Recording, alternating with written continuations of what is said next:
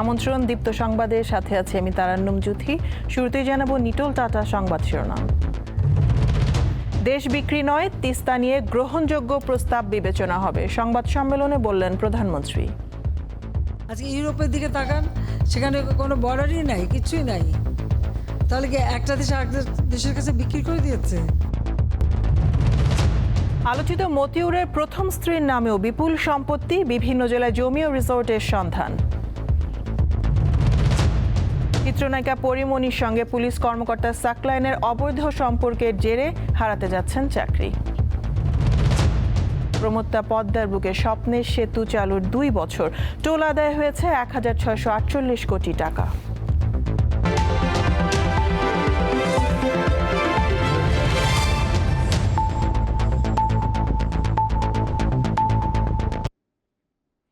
শেখ হাসিনা বাংলাদেশকে বিক্রি করে না, দেশের স্বার্থও বিক্রি করে না। ভারত সফর নিয়ে গণভবনে আয়োজিত সংবাদ সম্মেলনে এমন মন্তব্য করেন প্রধানমন্ত্রী শেখ হাসিনা। দাবি করেন ডক্টর ইউনূসের সাজার পেছনে সরকারের কোনো হাত নেই, ভুক্তভোগী শ্রমিকদের মামলার কারণেই তার বিচার হচ্ছে। 15 দিনের ব্যবধানে 2বার ভারত সফর নিয়ে গণভবনে প্রধানমন্ত্রীর সংবাদ সম্মেলন। লিখিত বক্তব্যে সরকার প্রধান জানান, এবারের সফরে 2 প্রতিবেশী দেশের মধ্যে ক্রমবর্ধমান সম্পর্ককে আরও সুসংহত করতে 7টি নতুন ও 3টি নবায়ন সহ 10টি সমঝোতা স্মারক স্বাক্ষর হয়েছে।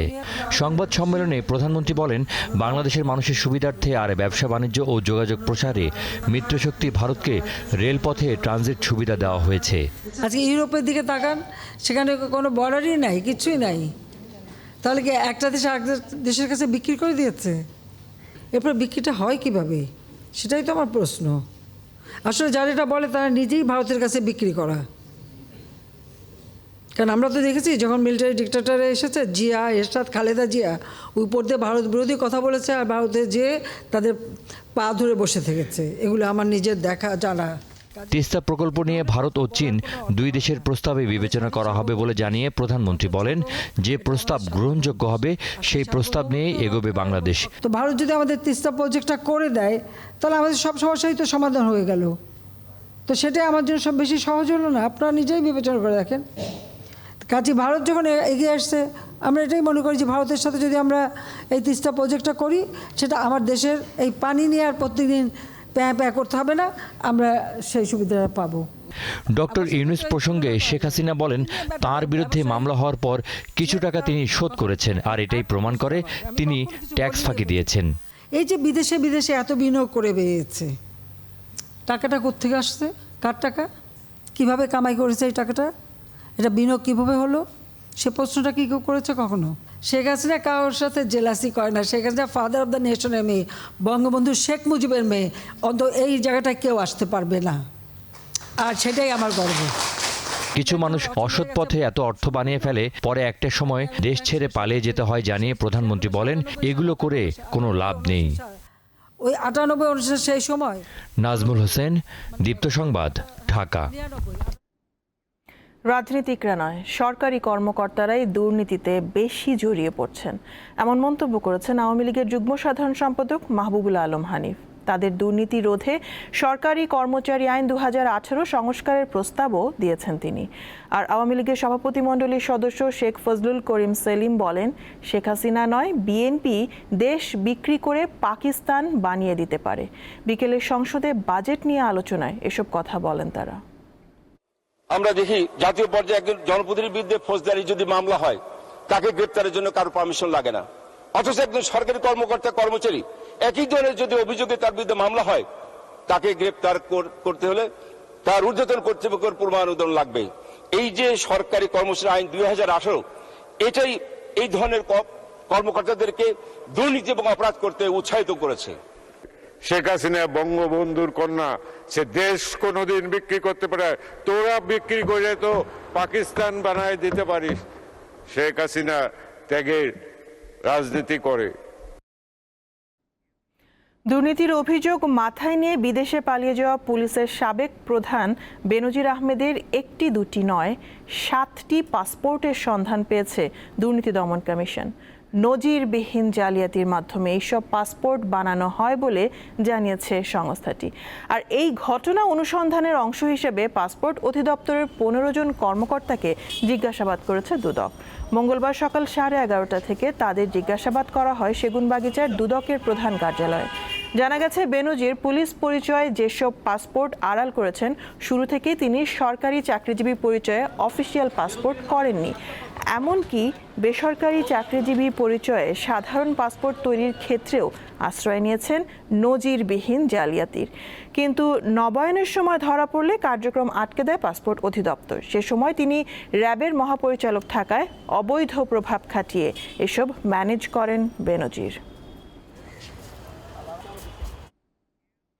রাজস্ব কর্মকর্তার স্বামীর সৌজন্যে অঢেল সম্পদের মালিক হয়েছেন নরসিংদী রায়পুরা উপজেলা চেয়ারম্যান লায়লা কানিজ। ঢাকা, গাজীপুর, নরসিংদী, নাটোর ও যশোর সহ বিভিন্ন জেলায় লায়লার নামে রয়েছে কোটি টাকার জমি, ফ্ল্যাট ও রিসোর্ট। ছাগলকাণ্ডে সমালোচিত স্বামী মতিউর রহমান আলোচনায় আসার পর স্ত্রী লায়লাও গা ঢাকা দিয়েছেন। সদ্য সাবেক রাজস্ব কর্মকর্তা মতিউরের দ্বিতীয় স্ত্রীর ছেলের 15 লাখ টাকার ছাগল কেনার খবরে তার অবৈধ উপার্জনের বিষয়টি সামনে আসে। খোঁজ নিয়ে জানা যায়, মতিউরের প্রথম স্ত্রী রায়পুরা উপজেলা চেয়ারম্যান লায়লা কানিজের নামেও আছে অঢেল সম্পদ। নির্বাচন কমিশনে জমা দেয়া লায়লা কানিজের হলফনামায় স্থাবর সম্পদের তালিকায় আছে 22টি জায়গার বিবরণ, যাতে নরসিংদী, গাজীপুর, ঢাকা, সাভার, নাটোর, যশোরে থাকা সম্পদের বিবরণ দেয়া হয়েছে, যার বেশ কয়েকটির মূল্য জানা নেই বলে উল্লেখ করা হয়েছে। হলফনামায় উল্লেখ না থাকলেও মিরপুরের মাজার রোডে শেলটেক বিথিকা টাওয়ার 2-এ 4টি ফ্ল্যাটের মালিক লায়লা কানিজ, যার প্রতিটির দাম কোটি টাকার উপরে। Flat 13G, 13H, 13I, 13J,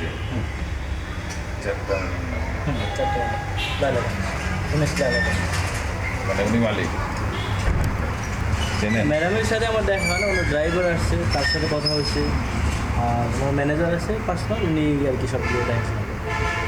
কত করে? 10 লাখ বা 15 লাখ। লায়লা কানিজের যে টিন সার্টিফিকেট, সেখানে ঠিকানা দেয়া রয়েছে হাউস নম্বর 384, road number 10, block D, Bashundhara আবাসিক এলাকা। মূলত সেখানে তার বিষয়ে আর কি জানা যায় তার খোঁজে আমরা যাচ্ছি বসুন্ধরা আবাসিক এলাকায়। ভবনের 5ম তলায় একটি ফ্ল্যাটের মালিক লায়লা কানিজ।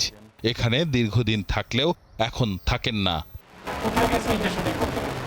লায়লা কানিজের হলফনামা ও আয়কর রিটার্নে দেয়া সম্পদ বিবরণীতেও রয়েছে সম্পদের বিশাল ফারাক। সরকারের দায়িত্বকে পালন করবে দুদক প্রতিষ্ঠান হিসেবে করে এনবিআর সেই তার যে বিবরণটা, সম্পদের বিবরণটাকে কোনো গ্যাপ থাকলে সেগুলোকে প্রচার করবে, তাকে জবাবদিহিতার মধ্যে আনা। এখন এখানে যদি ভূত থাকে, অর্থাৎ সরিষার মধ্যে ভূত যেটাকে আমরা বলছি, সেখানে ভূত থাকলে তো আসলে মানে এই দুর্নীতির ভূত কোনোভাবে নিয়ন্ত্রণ করা সম্ভব হবে না। নরসিংদীর রায়পুরা উপজেলা চেয়ারম্যান লায়লা কানিজকে তার কার্যালয়ে পাওয়া যায়নি।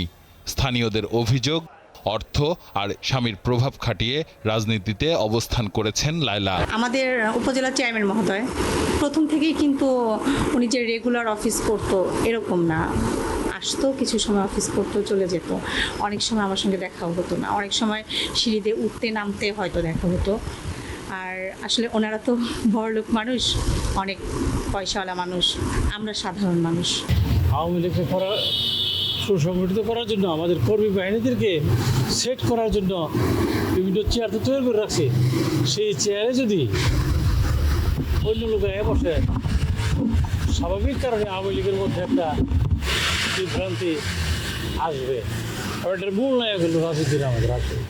রায়পুরায় ওয়ান্ডার পার্ক নামে বিনোদন কেন্দ্র গড়ে তুলেছেন মতিউর রহমান। তার পাশেই প্রাসাদসম বাড়ি লায়লার। বাড়ির সামনের সড়ক নিজের নামে করেছেন তিনি। রিসোর্টের ভেতরে একটি পুকুরে মাছ চাষ করে মৎস্য চাষী হিসেবে পরিচয় দেন। ক্ষমতা বলতে মেন হচ্ছে টাকা, মেন হচ্ছে টাকা, কারণ সে টাকা কোথায় থেকে আনছে এটা হ্যাঁ জানে, কোথায় জানে। ময়মনসিংহের ভালুকায় মতিউরের আছে গ্লোবাল শুজ নামে একটি জুতার কোম্পানি। মতিউরের 2 সন্তান থাকেন কানাডায়। আসিফ জামান, দীপ্ত সংবাদ, ঢাকা। একের পর এক বিতর্কের জন্ম দেয়া চিত্রনায়িকা পরিমণির সঙ্গে অবৈধ সম্পর্কে জড়িয়ে এবার চাকরি হারাতে যাচ্ছেন অতিরিক্ত পুলিশ সুপার গোলাম সাকলায়েন। তাকে বাধ্যতামূলক অবসরে পাঠানোর প্রাথমিক সিদ্ধান্ত নিয়েছে স্বরাষ্ট্র মন্ত্রণালয়। এদিকে ব্যবসায়ী নাসিরউদ্দিন মাহমুদের করা হত্যা চেষ্টা মামলায় মঙ্গলবার জামিন পেয়েছেন পরিমণি। সামাজিক যোগাযোগ মাধ্যমে পরিমণির নতুন status, bye bye Russell's viper, welcome Pori Moni. এর অর্থ তিনি নিজেই হয়তো ভালো জানেন, কিন্তু পরিমণির সঙ্গে অবৈধ সম্পর্কে জড়িয়ে এবার চাকরি হারাতে বসেছেন এক পুলিশ সদস্য। ঢাকা মহানগর পুলিশের গোয়েন্দা বিভাগের সাবেক অতিরিক্ত উপকমিশনার ও বর্তমানে অতিরিক্ত পুলিশ সুপার গোলাম সাকলায়েনকে বাধ্যতামূলক অবসরে পাঠানোর প্রাথমিক সিদ্ধান্ত নিয়েছে স্বরাষ্ট্র মন্ত্রণালয়। এ বিষয়ে বাংলাদেশ কর্ম কমিশনের মতামত চাওয়া হয়েছে। অভিযোগ রয়েছে পরিমণির সঙ্গে এক সন্তানের জনক সাকলায়েনের বিবাহ বহির্ভূত অনৈতিক সম্পর্ক ছিল। সাকলায়েন পরিমণির বাসায় গিয়ে থাকতেন, আবার সাকলায়েনের স্ত্রী বাসা না থাকলে পরিমণি গিয়ে রাত্রি যাপন করতেন। 2021 সালে বোট ক্লাবের ঘটনার পর পরিমণিকে ধর্ষণ চেষ্টা ও শারীরিক নির্যাতন করা হয়েছে বলে অভিযোগ তোলা হয়। এ ব্যাপারে মামলা হয়। এরপর পরিমণিকে গোয়েন্দা কার্যালয়ে ডেকে জিজ্ঞাসাবাদ করা হয়। আর ওই সময়ে ডিবির গুলশান বিভাগের অতিরিক্ত উপকমিশনার গোলাম সাকলায়েনের সঙ্গে পরিচয় হয় এই অভিনেত্রীর। এদিকে সাভারের বোট ক্লাবে গিয়ে মদ পানের পর ভাঙচুর ও মারধরের ঘটনায় ক্লাবের পরিচালক ব্যবসায়ী নাসিরউদ্দিন মাহমুদের দায়ের করা মামলায় জামিন পেয়েছেন চিত্রনায়িকা পরিমণি ও তার costume designer Junaid Baghdadi Jimmy. ঢাকার সিনিয়র জুডিশিয়াল ম্যাজিস্ট্রেট তাদের জামিন মঞ্জুর করেন। জহিরুল মোহসান, দীপ্ত সংবাদ, ঢাকা। চালুর 2 বছরে পদ্মা সেতু থেকে টোল আদায় হয়েছে 1648 কোটি টাকারও বেশি। এ সময় সেতু দিয়ে 1,27 লাখ যানবাহন চলাচল করেছে। তবে পদ্মা সেতু থেকে কাঙ্ক্ষিত আয় আসলেও দক্ষিণাঞ্চলে আশানুরূপ বিনিয়োগ না হওয়ায় সেতুর পুরোপুরি সুফল মিলছে না বলে মনে করেন বিশ্লেষকরা। প্রমত্তা পদ্মার বুকে স্বপ্নের পদ্মা সেতু চালুর 2 বছর পূর্ণ হয় মঙ্গলবার। 32,605 কোটি টাকা খরচে নির্মিত এই সেতুর কারণে সুফল ভোগ করছে দেশের দক্ষিণ পশ্চিমাঞ্চলের 21 জেলার 3 কোটি মানুষ। উদ্বোধনের পর থেকে প্রতিদিন গড়ে 23,396টি যান পদ্মা সেতু দিয়ে চলাচল করছে। 2 বছরে সব মিলে চলেছে 1,27 লাখ যান, যা থেকে টোল আদায় হয়েছে 1,648 কোটি টাকার বেশি। পদ্মা সেতু ছাড়াও গত 2 বছরে বঙ্গবন্ধু এক্সপ্রেস ওয়ে দিয়ে প্রায় 2,32 লাখ যানবাহন চলেছে, যা থেকে টোল আদায় হয়েছে 356 কোটি টাকা। পদ্মা সেতুর পুরোপুরি সুবিধা যদি আমাদের পেতে হয়, এক্সপ্রেসওয়ে যেমন একটা আন্তঃসংযোগ তৈরি করেছে, পাশাপাশি ঢাকা শহরের চারপাশে যে ইনার রিং রোড হওয়ার কথা, এটা কিন্তু দ্রুততার সাথে শেষ করতে হবে। পাশাপাশি ভাঙ্গা থেকে খুলনা, ভাঙ্গা থেকে বরিশাল বা ভাঙ্গা থেকে ফরিদপুর, এই যে আমাদের আন্তঃসংযোগ যে সড়কগুলি আছে, সেটা কিন্তু 4 লেন বা 6 লেনে রূপান্তর করতে হবে। পদ্মা সেতু ঘিরে দেশের দক্ষিণ পশ্চিমাঞ্চলে ব্যাপক বিনিয়োগের সম্ভাবনা থাকলেও তা দেখা যায়নি। মাত্র 11টি ছোট ও মাঝারি শিল্প গড়ে উঠেছে, যেখানে বিনিয়োগ হয়েছে মাত্র 60 কোটি টাকা। এখানে গ্যাস, পানি, বিদ্যুৎ, এই সরবরাহগুলি যখন আমরা দ্রুততার সাথে করতে পারবো, তখন দেখা যাবে বিনিয়োগটা, বিশেষ করে ফরেন ডিরেক্ট ইনভেস্টমেন্টের যে কথাটা বলা হয়, সেই ইনভেস্টমেন্টটা তখন আসবে। শুধুমাত্র যাতায়াতের করিডোর না, এটা একটা অর্থনৈতিক করিডোরে রূপান্তরিত হওয়ার যে একটা উদ্দেশ্য, সেই উদ্দেশ্যটা কিন্তু তখনই আসলে আমরা পূরণ করতে পারবো। সেতুমন্ত্রী জানান, সরকারের অর্থ বিভাগের সাথে সেতু কর্তৃপক্ষের ঋণ চুক্তি অনুযায়ী এরই মধ্যে 6 কিস্তিতে 948 কোটি টাকা পরিশোধ করা হয়েছে। 27 জুন 7ম ও 8ম কিস্তি পরিশোধ করা হবে। 314 কোটি টাকার চেয়ে গণভবনে মাননীয় প্রধানমন্ত্রীর মাধ্যমে অর্থ বিভাগকে হস্তান্তর করা হবে। মাহমুদ শাওন, দীপ্ত সংবাদ, ঢাকা। প্রধানমন্ত্রী শেখ হাসিনার ভারত সফরে যেসব চুক্তি ও সমঝোতা স্মারক হয়েছে, তাতে বাংলাদেশের স্বার্থ ক্ষুণ্ণ হয়েছে বলে মন্তব্য করেছেন বিএনপির মহাসচিব মির্জা ফখরুল ইসলাম আলমগীর। তিনি আরও বলেন, ভারত থেকে বাংলাদেশের ন্যায্য অধিকার আদায়ে প্রধানমন্ত্রী ব্যর্থ হয়েছেন। একতরফাভাবে ভারতকে সকল প্রকার সুবিধা প্রদান করে বাংলাদেশের স্বার্থ ব্যাপকভাবে ক্ষুণ্ণ করা হয়েছে। ভারতকে সকল প্রকার সুবিধা প্রদানের বিনিময়ে ভারতের কাছ থেকে বাংলাদেশের কোনো স্বার্থ আদায় করতে শেখ হাসিনা সম্পূর্ণ ব্যর্থ হয়েছে। রাসেলস ভাইপার বা চন্দ্রবোরা সাপের সংখ্যা অন্যান্য বছরের তুলনায় এবার বেড়েছে। তাই হাসপাতালগুলোতে মজুদ রাখা হয়েছে অ্যান্টিভেনাম সহ প্রয়োজনীয় উপকরণ। তবে সামাজিক যোগাযোগ মাধ্যমে নানা গুজব ছড়িয়ে পড়ায় আতঙ্কিত সাধারণ মানুষ। বিশেষজ্ঞরা বলছেন, রাসেলস ভাইপার ভেবে অনেক নির্বিষ সাপ মারা হচ্ছে, যার নেতিবাচক প্রভাব পড়বে প্রকৃতিতে। মাঠে খেলতে গিয়ে সাপে কাটার পর এখন রাজশাহী মেডিকেল কলেজ হাসপাতালে চিকিৎসা নিচ্ছে সোহেল। তার মতো অনেকেই এখন চিকিৎসা নিচ্ছে এই হাসপাতালে। ফুটবল মাঠের মধ্যে বসে আছি, তখন একটা মানে একটু ব্যথা করলো আর কি। তারপরে যে আলো থেকে যে দেখছি যে রক্ত বাড়াচ্ছে, আধা ঘন্টার মতো ভালো ছিল। তারপরে মাথা যন্ত্রণা, চোখ নামে চলে আসছে। সাপটা ধরছি চিংড়ি মাছ বলে, ভয় ফেলে দিছি। রক্ত ধরার পর 1 ঘন্টা পর আমার চোখ মুখ সব অন্ধকার। চলতি বছর 23 জুন পর্যন্ত রাজশাহী মেডিকেল কলেজ হাসপাতালে সাপে কাটা রোগী ভর্তি হয়েছে 338 জন। এদের মধ্যে বিষধর সাপে কেটেছে 59 জনকে। আর মারা যাওয়া 9 জনের মধ্যে 5 জনই রাসেলস ভাইপারে দংশনের শিকার। বিষধর যে কোনো সাপে কাটার 100 মিনিটের মধ্যে হাসপাতালে নেওয়া হলে আক্রান্ত ব্যক্তিকে বাঁচানো সম্ভব। সব থেকে বড় সমস্যাটা হলো তারা বিলম্বে সরকারি হাসপাতালে পৌঁছে। দ্রুততম সময়ে যদি নিকটস্থ সরকারি হাসপাতালে আসে এবং সেবা গ্রহণ করে তথা ভ্যাকসিন নিয়ে ফেলে, অনেক ক্ষেত্রে এই রোগী সম্পূর্ণ সুস্থ হয়ে যায়। দেশে প্রায় 104 প্রজাতির সাপের মধ্যে 30 প্রজাতি বিষধর। এদের মধ্যে অন্যতম বিষধর হল রাসেলস ভাইপার বা চন্দ্রবোরা। মে থেকে জুলাই পর্যন্ত সাপের প্রজনন সবচেয়ে বেশি ঘটে।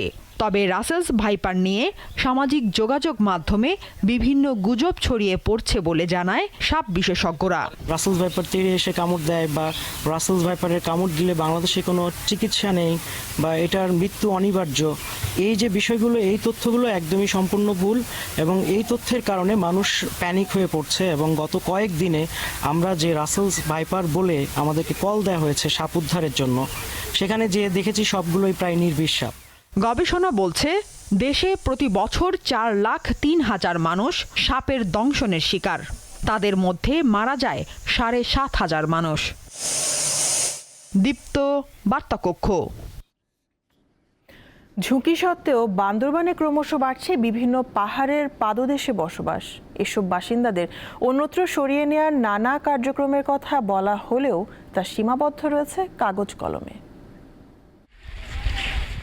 পাহাড় কেটে গড়ে তোলা হয়েছে 4-5 তলার দালান। বান্দরবনের জেলা সদর লামা, আলীকদম ও নাইখমছড়ি সহ প্রত্যেক উপজেলায় বেড়েই চলেছে পাহাড়ের পাদদেশে ঝুঁকিপূর্ণ বসবাস। ফলে বৃষ্টি হলেই মাটি ধসে ঘটছে দুর্ঘটনা। বেশি দামে সমতলে জমি কেনার সামর্থ্য না থাকায় ভূমিহীন মানুষ অনেকটাই বাধ্য হয়েই প্রাণহানির ঝুঁকি উপেক্ষা করে বসতি স্থাপন করছে। গরিব মানুষ কোনোরকম দিন হারা পরে, বৃষ্টি কমিলে আবার বাড়িতে আইজে গে পাহাড় তো ভেঙে পড়ে আমরা যাবো কোথায়? আমাদের টাকা নাই, আমাদের ঘর বাড়ি নাই, তাই আমরা এখানে থাকি। স্থানীয়রা বলছে দফায় দফায় বৈঠক, তালিকা প্রণয়ন ও সুপারিশের মাধ্যমে সীমাবদ্ধ অবৈধ বসতি সরানোর কাজ। ওরা ঘরের বারান্দা সহ ভেঙে চলে আসছে আমাদের সঙ্গে, যারা স্থানীয় ওরা আবার মাটি সরাই ফেলে আর কি। আমরা কিন্তু অবশ্যই প্রতিবারে পাহাড় ধসে এখানে। আমরা তো গরিব মানুষ, 2,000, 5,000, 4,000 টাকা দিয়ে ঘর ভাড়া দিয়ে থাকতে পারি না। এত কর দেয় বাড়ি দেয় সরকার, কোনোদিন তো আর কিছু না পায়। আপনারা যারা ঝুঁকিপূর্ণ স্থানে অবস্থান করছেন দ্রুত নিরাপস্থানে চলে যান। জেলা প্রশাসন বলছে পাহাড়ের আশপাশে থাকা লোকজনকে সতর্ক করতে ও নিরাপদে সরাতে সব ধরনের প্রস্তুতি নেওয়া হয়েছে। পাহাড়ের পাদদেশে যারা বসবাস করছে, এটা ধরে নেবেন যে অনেকটাই আসলে অবৈধভাবে বসবাস করছে। বুঝিয়ে শুনে নিয়ে আসার চেষ্টা করব যাতে কোনো প্রকার জানমালের ক্ষয়ক্ষতি না হয়, সেই বিষয়ে আমরা সোচ্চার রয়েছে। পার্বত্য এলাকায় পর্যাপ্ত সমতল ভূমি না থাকায় পাহাড়ের পাদদেশে ও উপরে অনেকেই ঝুঁকিপূর্ণ বসবাস করেন। দীপ্ত, বার্তাকক্ষ। বেসরকারি খাতে দক্ষ জনবল তৈরিতে বিনিয়োগ করার আহ্বান জানিয়েছে Bangladesh foreign investors chamber of commerce and industries, FICCI. জাতীয় লজিস্টিক নীতিমালা 2024-এর বিষয়ক আলোচনা সভায় এর আহ্বান জানান বক্তারা। লজিস্টিক সহায়তার জন্য বাণিজ্যিক ভিত্তিতে নীতি সহায়তা ও সহজীকরণের দাবি জানান উদ্যোক্তারা। নীতিমালা প্রণয়ন সহ বিনিয়োগ খরচ কমানোর জন্য প্রয়োজনীয় ব্যবস্থা নেওয়ার আশ্বাস দেন প্রধানমন্ত্রী কার্যালয়ের মুখ্য সচিব তোফাজ্জল হোসেন মিয়া।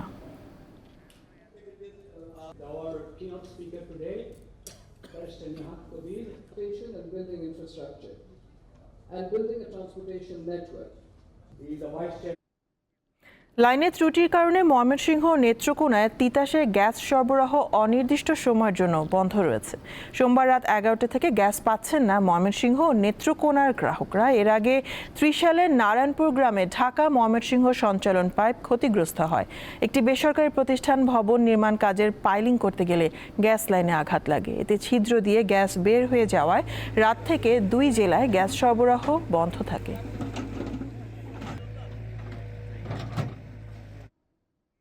ঝিনাইদহ 4 আসনের সংসদ সদস্য আনোয়ারুল আজিম আনার হত্যা মামলার আসামি কাজী কামাল আহমেদ বাবুকে ঝিনাইদহ জেলা কারাগারে স্থানান্তর করা হয়েছে। বিকাল 4টার দিকে তাকে কাশিমপুর কেন্দ্রীয় কারাগার থেকে ঝিনাইদহ কারাগারে নিয়ে আসা হয়। গাজীপুর মেট্রোপলিটন পুলিশের একটি প্রিজন ভ্যানে কঠোর নিরাপত্তার মাধ্যমে তাকে নিয়ে আসা হয়। বাবুকে নিয়ে আগামীকাল তার ফেলে দেওয়া মোবাইল সহ আলামত উদ্ধারে অভিযান হতে পারে বলে জানিয়েছে পুলিশ।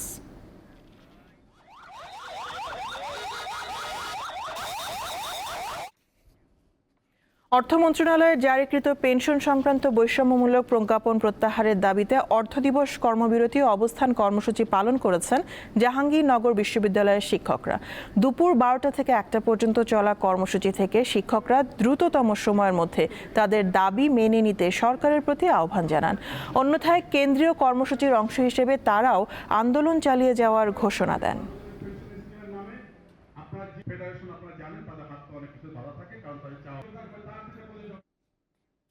আন্তর্জাতিক প্রসঙ্গ। ভারতের লোকসভায় 1946 সালের পর এবারই প্রথম স্পিকার পদে প্রতিদ্বন্দ্বিতা করছে সরকার ও বিরোধী দল। ফলে এবার স্পিকার নির্বাচন অন্যবারের চেয়ে কঠিন ও গুরুত্বপূর্ণ হয়ে উঠেছে। এর অন্যতম কারণ ক্ষমতাসীন এনডিএ জোটের প্রধান অংশীদার বিজেপির এককভাবে সংখ্যাগরিষ্ঠতা না পাওয়া। এরই সুবিধা নিয়ে স্পিকার পদে কংগ্রেস নেতৃত্বাধীন বিরোধী ইন্ডিয়া জোট মঙ্গলবার মনোনয়ন দিয়েছে কদিকুন্নিল সুরেশকে। অন্যদিকে এনডিএ জোট মনোনয়ন দিয়েছে সাবেক স্পিকার ওম বিড়লাকে। এদিকে স্পিকার নির্বাচনে কংগ্রেসের সিদ্ধান্তকে চ্যালেঞ্জ জানিয়েছে পশ্চিমবঙ্গের তৃণমূল। তাদের দাবি, কংগ্রেস একক সিদ্ধান্তে স্পিকার নির্বাচনে মনোনয়ন দিয়েছে।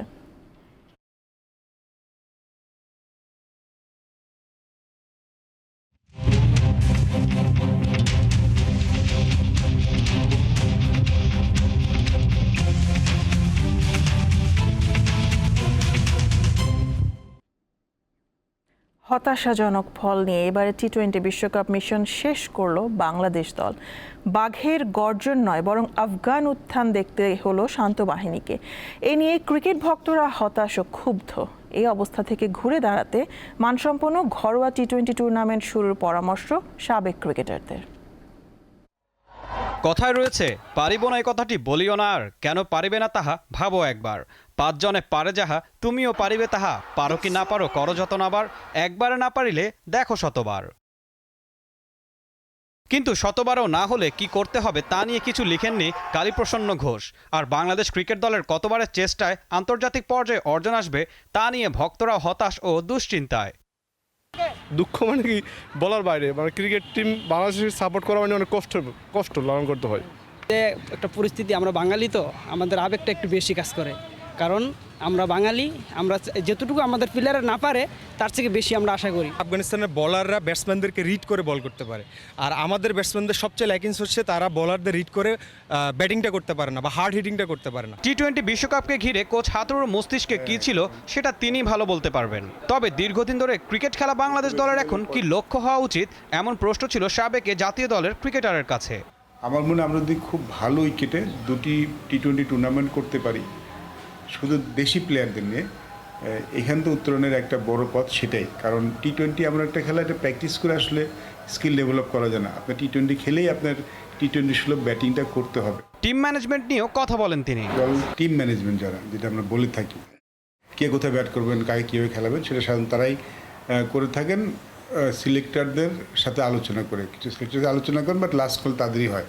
টি-20 সহ ক্রিকেটের সার্বিক উন্নতির জন্য ঘরোয়া লিগে বেশ কিছু পরিবর্তনের পরামর্শ দেন তিনি। ঈশান হাসান, দীপ্ত স্পোর্টস, ঢাকা। চূড়ান্ত হয়ে গেছে টি-20 বিশ্বকাপের সেমিফাইনালের 4টি দল। আগামী বৃহস্পতিবার প্রথম সেমিফাইনালে সাউথ আফ্রিকার বিপক্ষে লড়বে আফগানিস্তান। খেলা শুরু বাংলাদেশ সময় সকাল 6:30টায়। এই ম্যাচের জন্য রয়েছে রিজার্ভ ডে। একই দিন দ্বিতীয় সেমিফাইনালে রাত 8:30টায় ইংল্যান্ড লড়বে ভারতের বিপক্ষে। এই ম্যাচের জন্য কোনো রিজার্ভ ডে রাখেনি আইসিসি। এক্ষেত্রে দ্বিতীয় সেমিফাইনাল বৃষ্টিতে ভেসে গেলে গ্রুপ চ্যাম্পিয়ন হওয়ার সুবাদে ভারত যাবে ফাইনালে।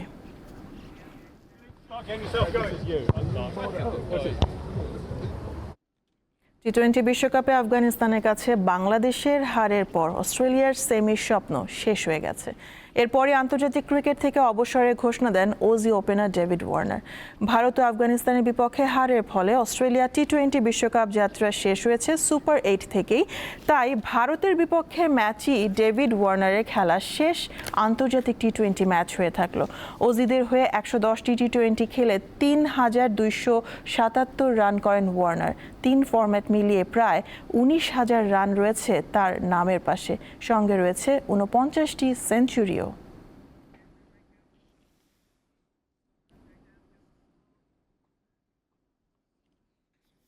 শেষ করব দীপ্ত সংবাদ নিটোল টাটা সংবাদ শিরোনাম জানাবো আরও একবার। দেশ বিক্রি নয়, তিস্তা নিয়ে গ্রহণযোগ্য প্রস্তাব বিবেচনা হবে, সংবাদ সম্মেলনে বললেন প্রধানমন্ত্রী। আলোচিত মতিউরের প্রথম স্ত্রীর নামেও বিপুল সম্পত্তি, বিভিন্ন জেলায় জমি ও রিসোর্টের সন্ধান। চিত্রনায়িকা পরিমণির সঙ্গে পুলিশ কর্মকর্তা সাকলাইনের অবৈধ সম্পর্কের জেরে হারাতে যাচ্ছেন চাকরি। প্রমত্তা পদ্মার বুকে স্বপ্নের সেতু চালুর 2 বছর, টোল আদায় হয়েছে 1,648 কোটি টাকা। এই ছিল এখনকার মতন। আমি তারান্নুম জুথি বিদায় নিচ্ছি। দর্শক আরও তথ্য বিনোদনের সংবাদ জানতে যুক্ত থাকুন দীপ্ত টিভির ডিজিটাল প্ল্যাটফর্মগুলোতে। ধন্যবাদ সবাইকে।